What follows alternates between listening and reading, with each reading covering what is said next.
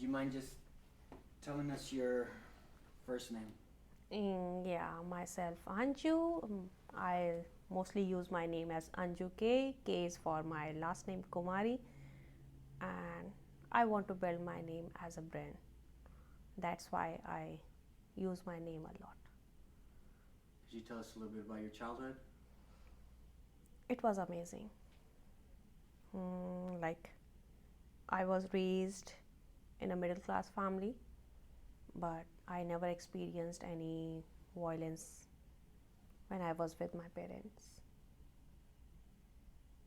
That time was the golden time for me, and those are the roots of me, what I'm today. It's all because how I was raised. My parents,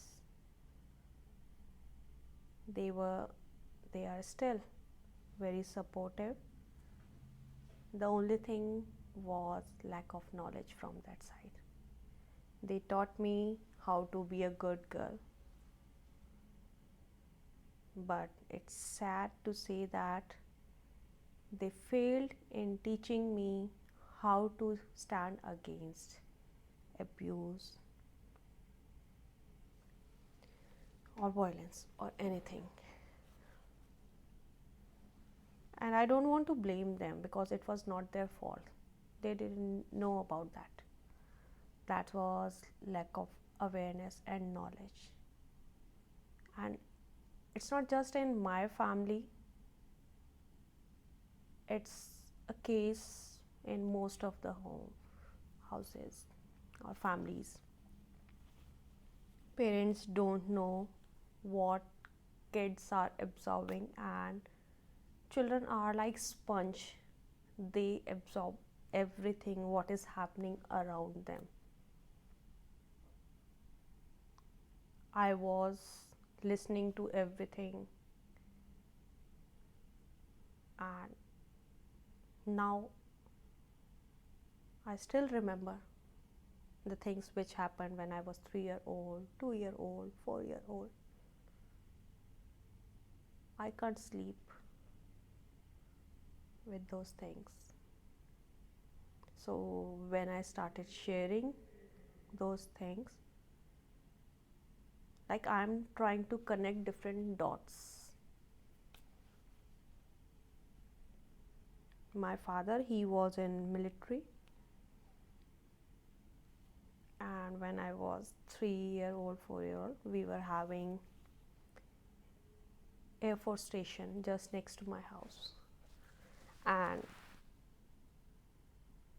I was in love with aeroplanes. Like, still, whenever I see any plane passing by, like, I'm again that child. It brings me those memories. I wanted to fly with them. Not just to fly, I wanted to do something for my land, for my country. I wanted to feel proud, to make my parents proud. But it got covered in so many layers that I couldn't. But I will do it. I will do it.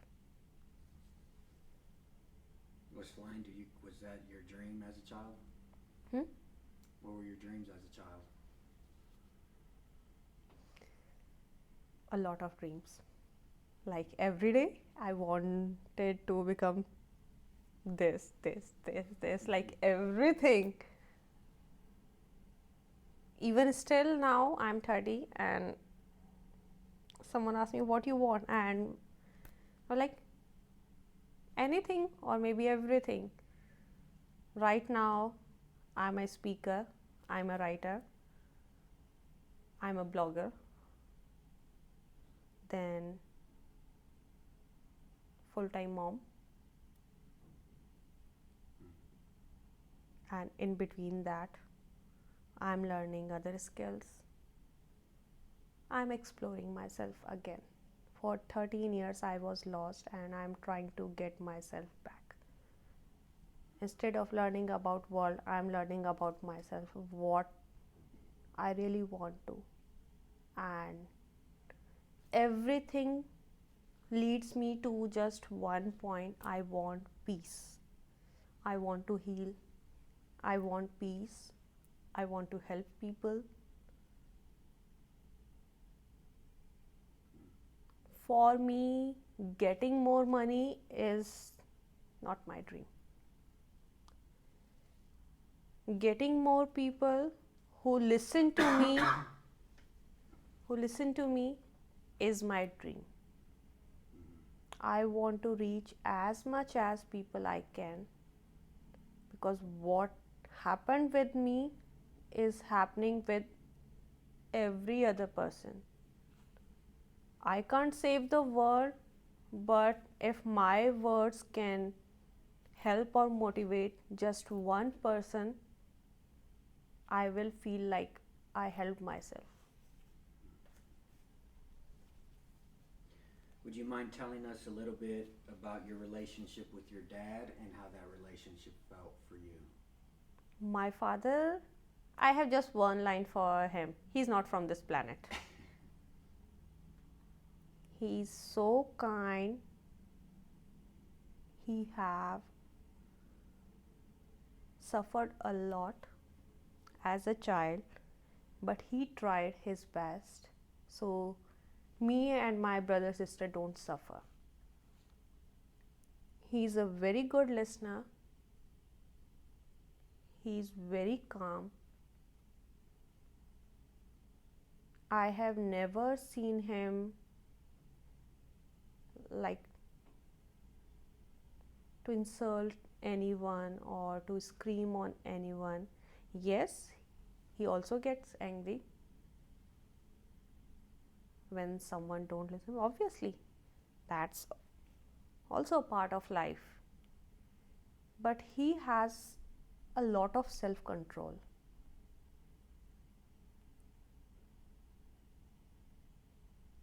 It's going to be 4 years I haven't seen him. Both of my parents, they never lived their life.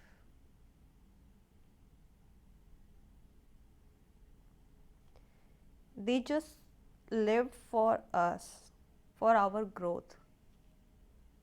But they never lived their life. Now I want them to live for themselves, not for us. Self-care is not selfish.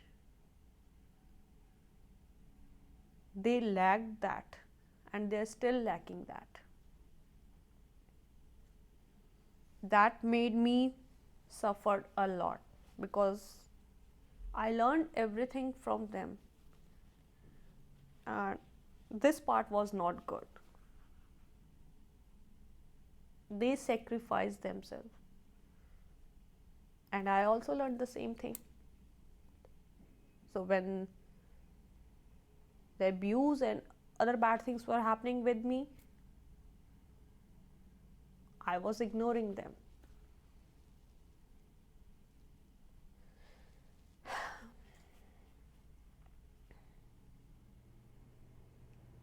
But they are the best parents. I want to be like them, that kind of like calm parent and like responsible. How did it feel for you growing up with your parents? Everything was going well till I reached my high school. Then suddenly I lost that connection. And after almost 15-16 years back, I found that connection with my parents. We go out to find opinions, counselors. But now I realize parents are the best counselors. because whatever they are going to guide us is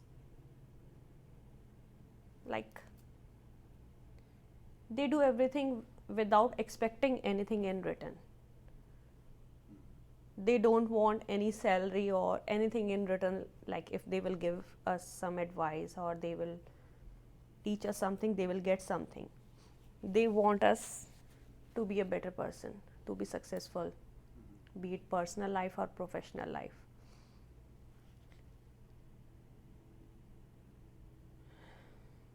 How was your relationship with your mom and how that felt?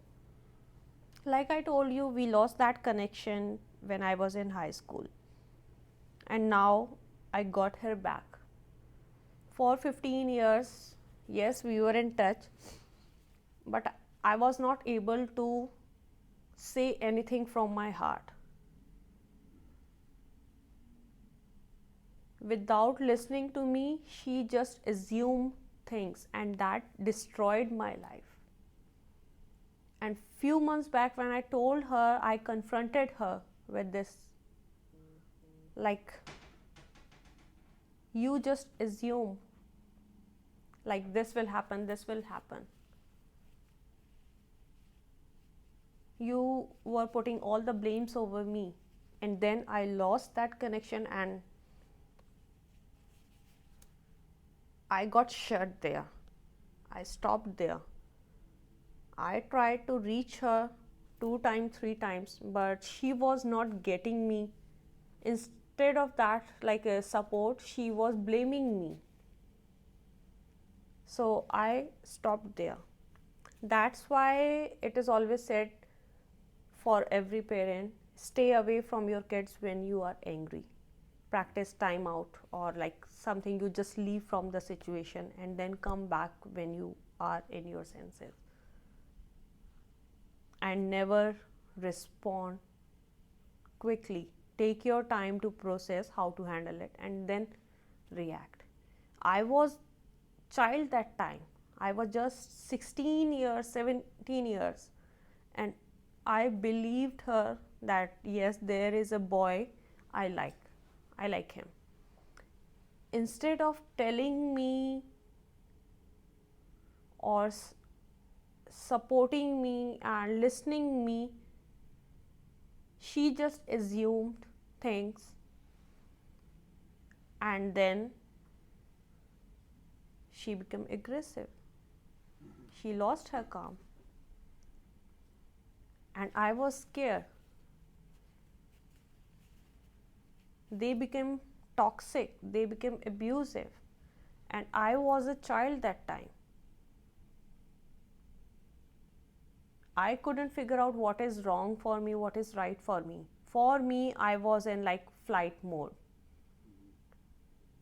I found my abuser, oh, he's my support. I made the wrong decision because I was scared that time. And then they left me. They just left me. They abandoned me. They abandoned me, no contact, nothing.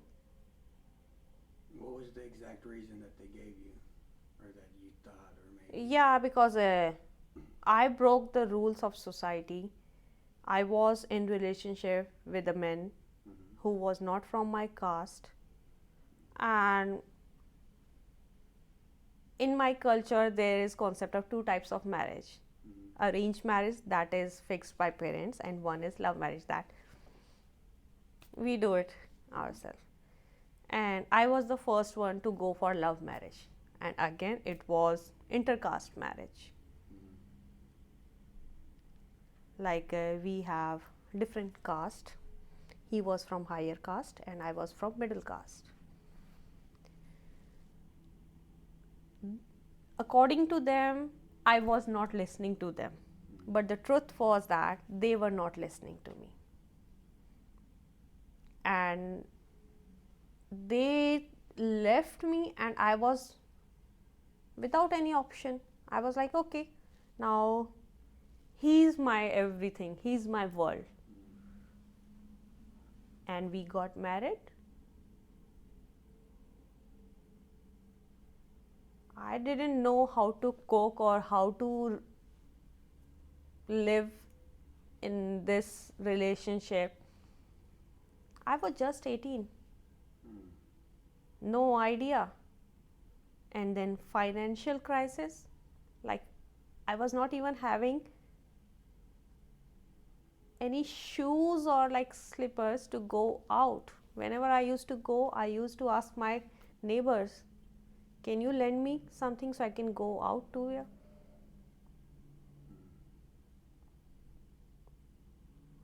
Just 2 pairs of clothes. That's how we started. And he was also from very financial established family, and even I was also.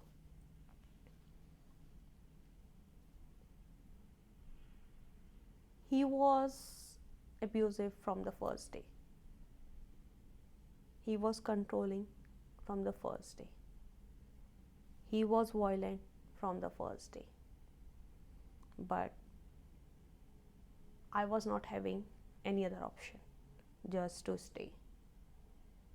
My parents, they left me. I got pregnant.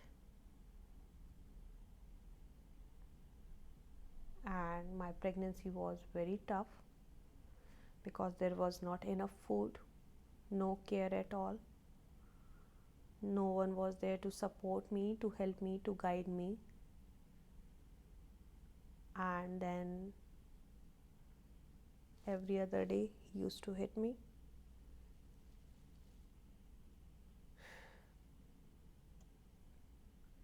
No one was around me to listen to me, to help me. Even then I was like, okay, he will change one day. When the baby will come, he will change. He was alcoholic. He was a chain smoker. He will change one day. And then suddenly my parents called. I was like so happy. My parents called me. They wanted me to appear in some family function so they can show me to the society that yes, we have one more daughter. I went, but I was pregnant. I told them.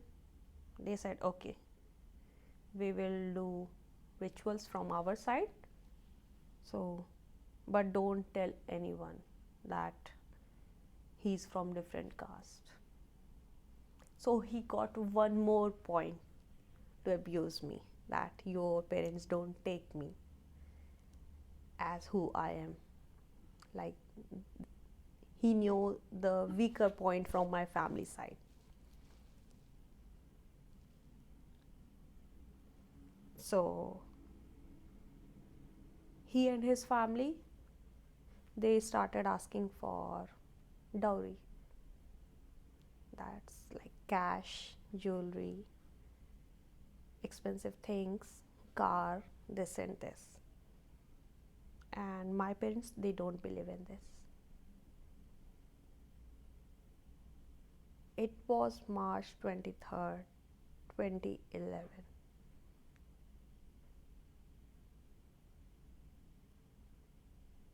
At night, he called my parents and he told me to say bad words to them. I was like, no, I will not do that. From that side of the phone, my mom and my dad, they were crying. Just say, you will be safe. Just say whatever he wants to say you. And I was like, no, I can't. I can't. And they're like, no, just say it. Say whatever he wants you. That was the weakest point. Instead of that, they were like, we are going to report it, and they have turned strong. My life would have been something else. They told me to do what he wanted, and it gave him more power. They told me, say whatever you want to. It went for 3 hours at night. Then he hit me so badly on my back. I got black eye. I was lying on the floor. My parents were crying. And then he said, I was like, my baby's not moving. He said, okay, let it die. My wife will give birth to my baby after 2 months. I couldn't believe. I was taken to the hospital, and then baby was not moving. They said I have some internal bleeding. We came back. My parents, they again left me. They were out of the picture again. After 2 days, when my eyes, it just opened a little bit, I asked him, you were saying something that night. Was that true? He was like, yeah. He was married. He was already having one daughter. And now his wife was expecting a baby again. So who I was? Like, I was against my parents, against my society.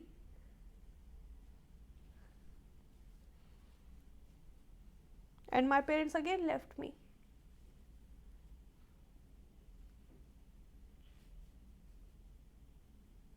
I was like, okay, once I give birth to my baby, I will go somewhere.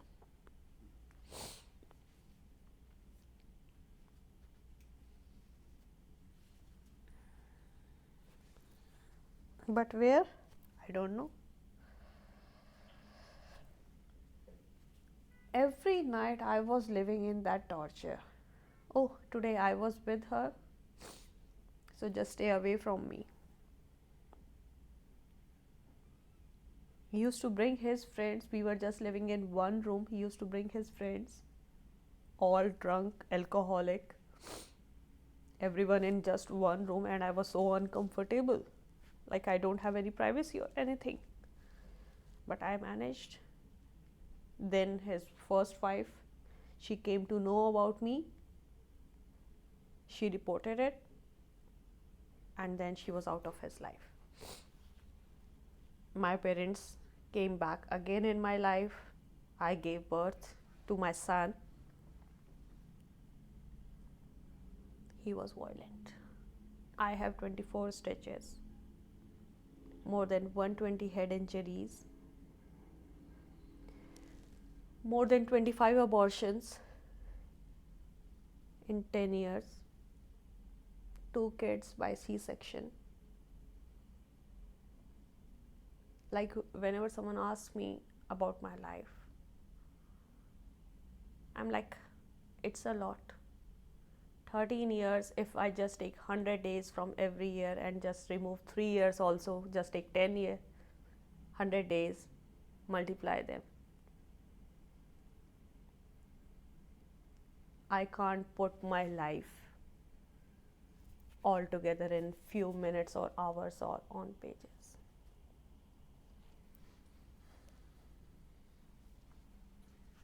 Could you tell us about your first love and how that felt? It's whatever you associate as your first love. It can be something you as a kid or even now.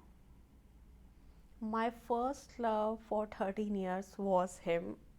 According to me, that was love. But now I realize that was not love. That was just my survival mode from my parents. They were not violent physically. They were not abusive physically, but yes, now I will say that I suffered child abuse. It was emotional, it was negligence, it was verbal. Yes, I suffered. There was zero boundaries at all.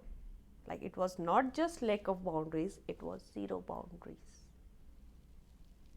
And when I found my abuser, I thought it's love. But that was not love. That was just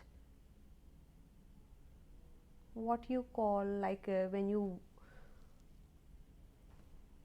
what kind of relationship you call? Codependent? No, not the codependency. Like, it starts with R, rebounding relationship. People count as mostly like when you come out of one love relationship, like with a partner, and then when you lose that one, and then they go to another relationship. But I will connect it with my parents to him.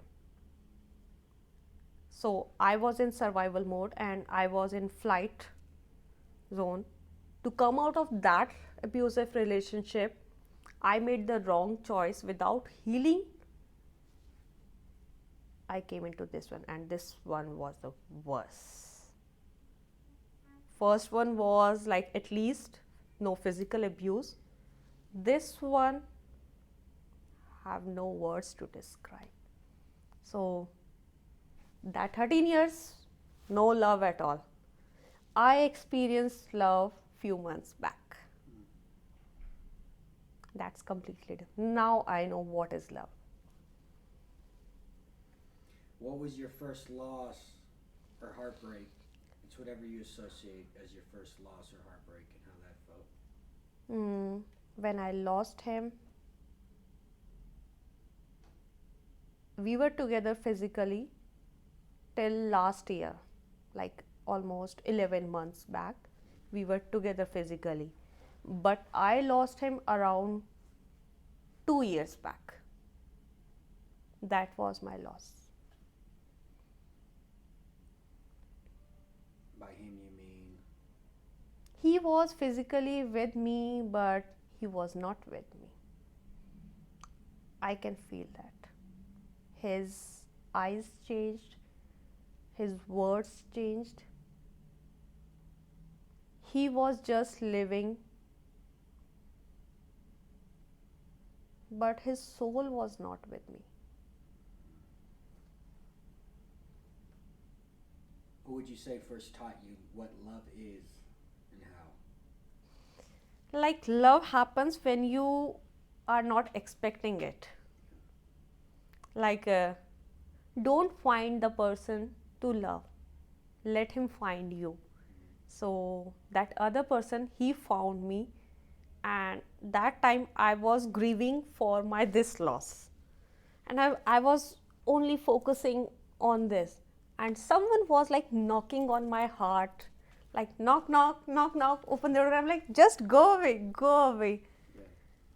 But yes, he found a little space to come in my heart, and then I realized, like, love takes time.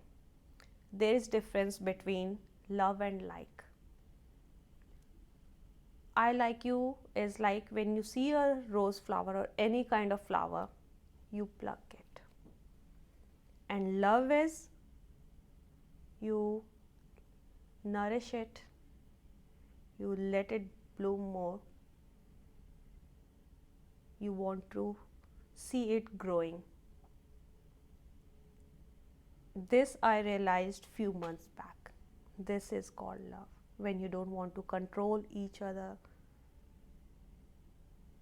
when you don't want to suffocate each other, be it physically or just in words. You let the other person live their life. Love is not to get something or someone. If it is meant for you, it will come to you. But don't chase it.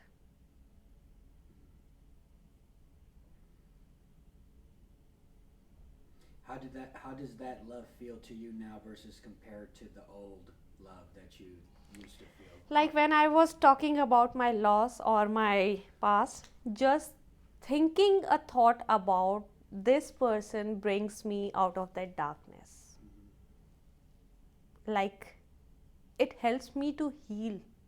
Like that person is now nowhere present in my life.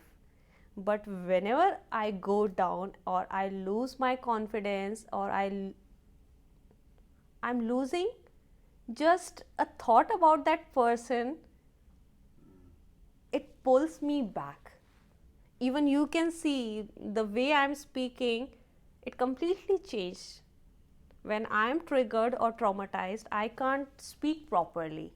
My language get affected. 10 years back, I was a French teacher. And now when I'm triggered, I can't speak English properly. I can't speak my mother tongue properly. Like if you will see it, like 15 minutes back, I was not able to speak. And now just talking about this person, I'm ready to speak. So this is the difference of true love. What's a good day look like for you? When I will have tea with him.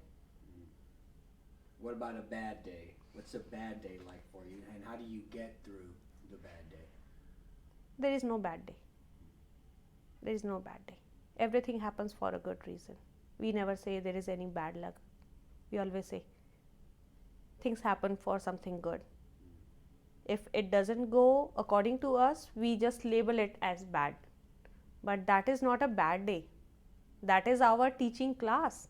Like we are going to in a classroom and we come out. It was really tough lecture. I have to work on it. And if we don't learn it, then we have to take that class again. So there is no bad day. Every day has some purpose. If we can't get it, we just label it, it was bad. But it was just trying to teach us something, and if we don't learn it, then we have to obviously retake it. So there is nothing bad. For some people, I can sound very positive, but this is truth. It's all about mindset.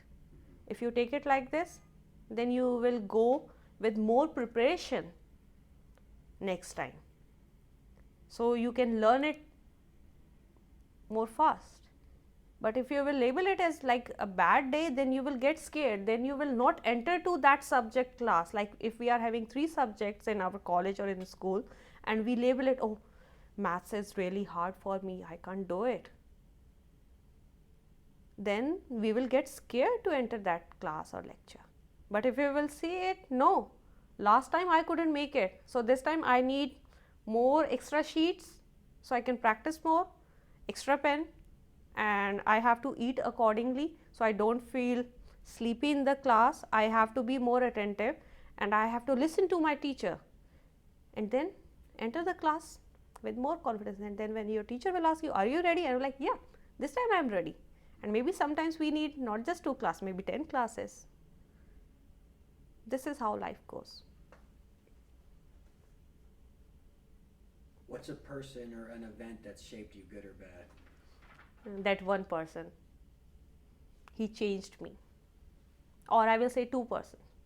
When I lost the first one, that day I was crying like a baby. I was in shelter, in a domestic violence emergency shelter for 10 months. And I was doing my parenting class when he called me, my first one, my abuser. He left the country. I was like, really? He left his family? Like I was his wife for 13 years with 2 kids. I have 10-year-old son, 6-year-old daughter. He left us in unknown country without any support or money or anything. He just left like we were some luggage. And the reason he said that I was not giving him any services from 2 months. I was like, what do you mean by services? I was your wife. That day I was just crying and roaming here and there. I was like, what happened? I couldn't believe that. It was just It was 1st of July. And then I was speaking to a counselor, like she was not my counselor, but it was emergency, so that's why she was with me. That was her first session of her life as a counselor. I cried for an hour, and after that I said, tomorrow you will see a different Anju. She said, what different? I'm like, I don't know how it is going to change me. I will be different. It changed me.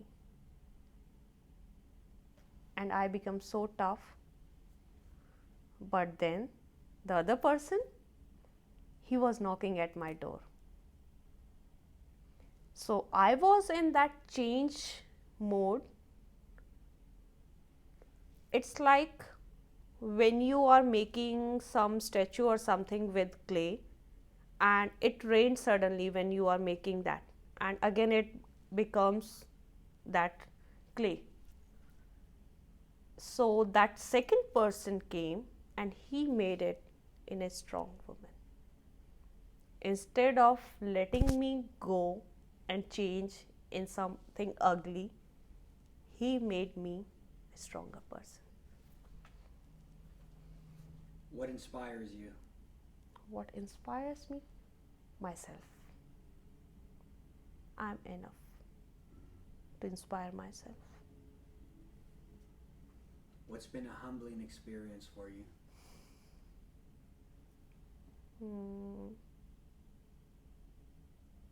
That I can love again. How did that feel? Very nice. Very nice.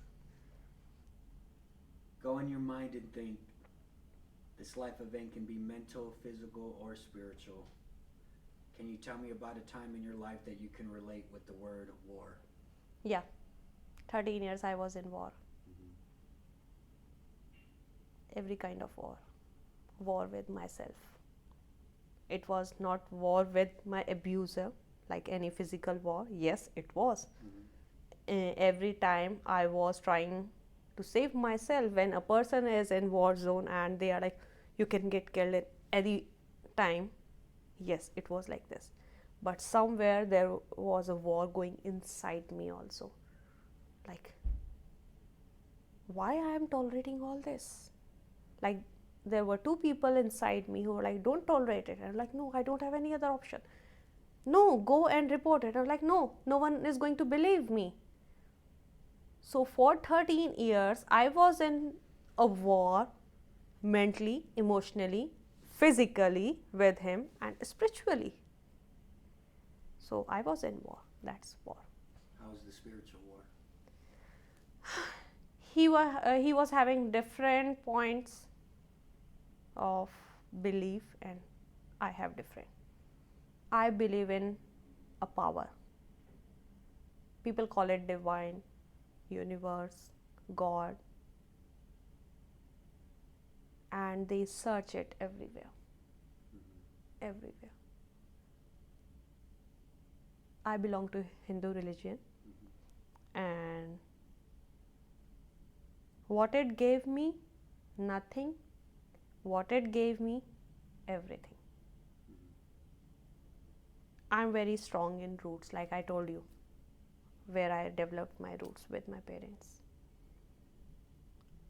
They are very strong believer of my religion, but I go to church also. I go to Gurdwara also. I believe in my gods also. It's just like we are using different names for the same power. If I will dress up in black and if I will dress up in red, is I'm the different person?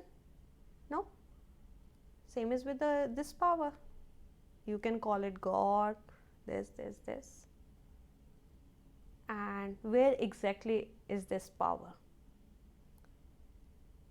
Do this power need visa or any key to enter somewhere? No. It's always with you. So it's in us. We say God is everywhere.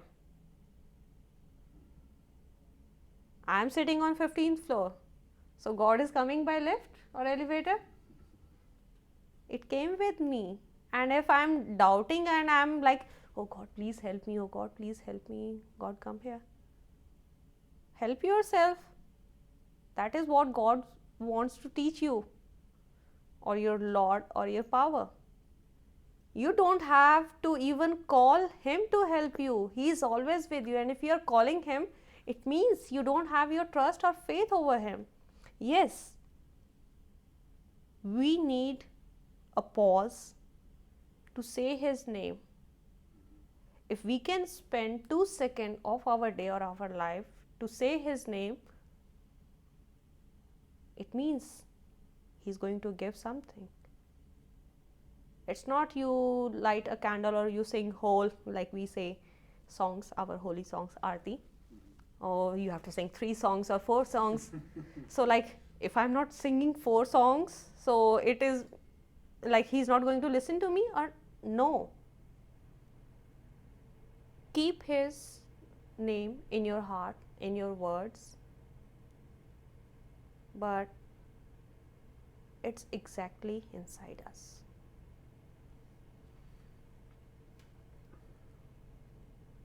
How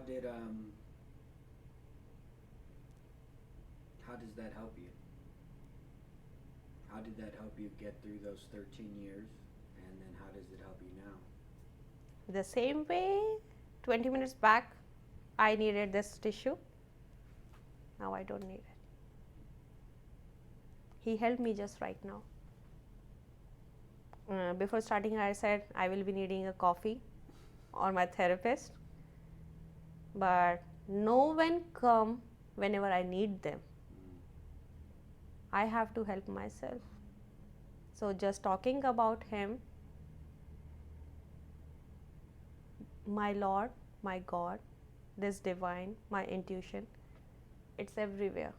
I can see Him in you, I can see Him in my abuser, I can see Him in my second person. So He's everywhere. Go in your mind and think. This life event can be mental, physical, or spiritual. Can you tell me about a time in your life that you can relate to the word peace? I'm still searching it.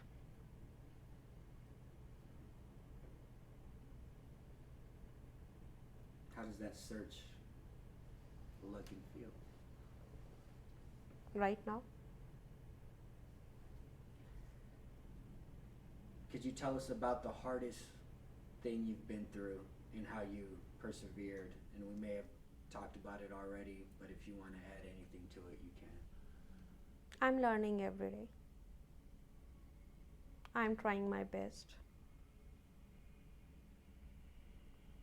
What was the hardest? I have seen my life ending up every day. Every day. Not just me, my kids, my parents.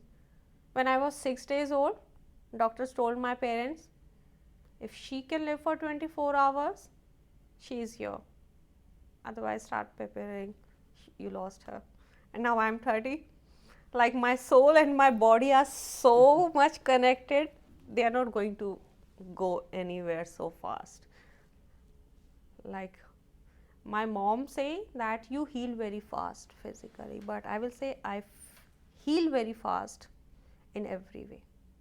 I heal very fast. He was feeding me, my abuser, with antibiotics, painkillers for 13 years. So somewhere my body has developed, like I heal very fast physically. But what I was taking as like a supplement to feed my soul, I don't know. I'm very resilient. I stand up very fast within minutes. Within minutes, I'm breaking, I'm dying, and after 5 minutes, I'm still alive. What's the happiest moment in your life thus far? Happiest moment? So many. My kids, whenever doctors say, you're still alive, I'm happy. Whenever my parents, they speak up with me, I'm happy. Whenever I help anyone, I feel happy. Whenever I receive any response from anyone for anything, I feel happy that I matter. My feelings matter. What I feel matter. Someone listened to me. My words reached somewhere. I am heard. I am validated. Be it a response from my kids, from my parents, my friends, from strangers. If anyone replies me back when I receive any response, be it negative or positive, that doesn't matter for me. But if I get something, it feels like where my energy was going, I received it back. It doesn't have to be in which way I received it. Whenever I receive it, I feel happy. What keeps you up at night? So many things. Nightmares, flashbacks, overthinking. When I am overdoing things, I get tired and then I can't sleep. I overuse my body and mind, so I can't sleep. And sometimes even happiness, when I'm happy, I'm excited, then also I can't sleep. What keeps you going every day? Myself. I have to do it, so I have to do it. If I want something better for myself, I have to do it. When I was in shelter, there was one volunteer. We call her Grandma. The day when my abuser left the country, like I told you, I was crying. She gave me a bracelet. I can do it. And she was telling me, speak this line. I can do it. I can do it. And I was like, not just I can do it. I will do it and I have to do it. I added 2 lines. So whenever she met me, she was like, I can do it. I was like, I can do it, I will do it, and I have to do it. If I need a glass of water, just looking at it, it is not going to come into my mouth. I have to reach out for it, I have to pour water, and then I have to drink it. Then only it is going to be happen. So this way I keep going. Imagine you're in the hospital today with only hours to live. What would be your regrets, if any?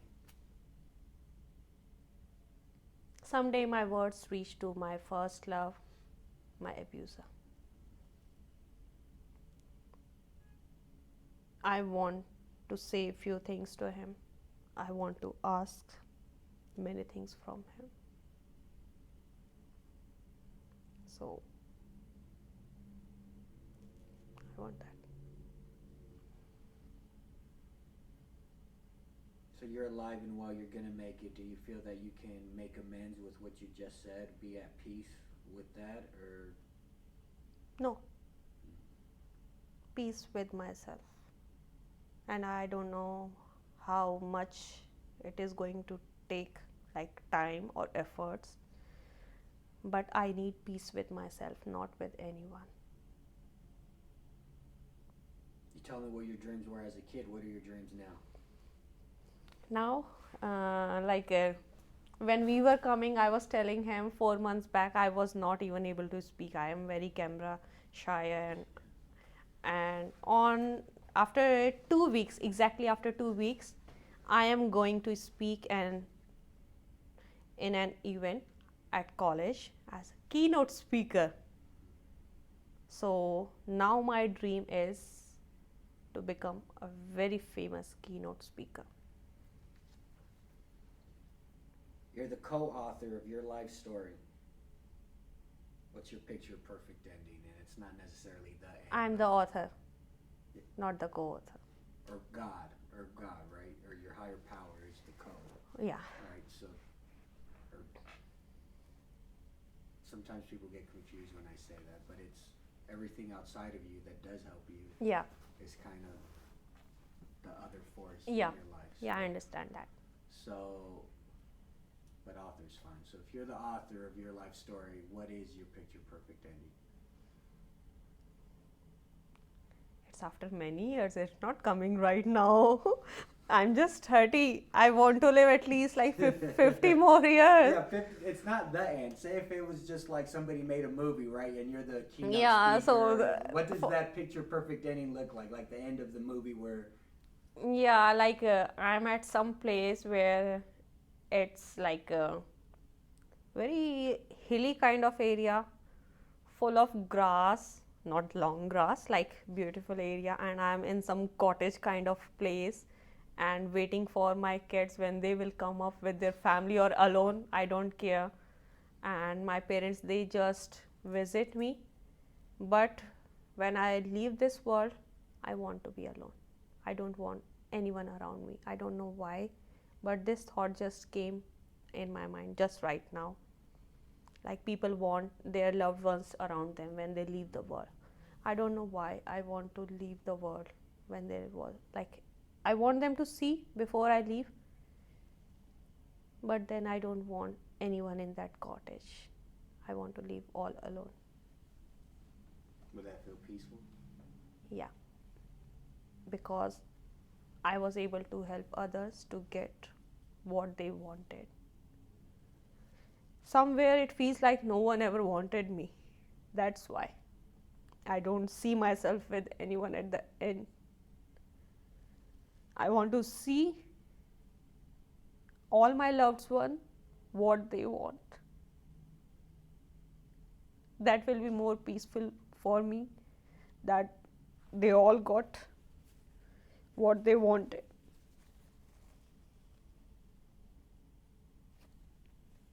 Then I will be happy.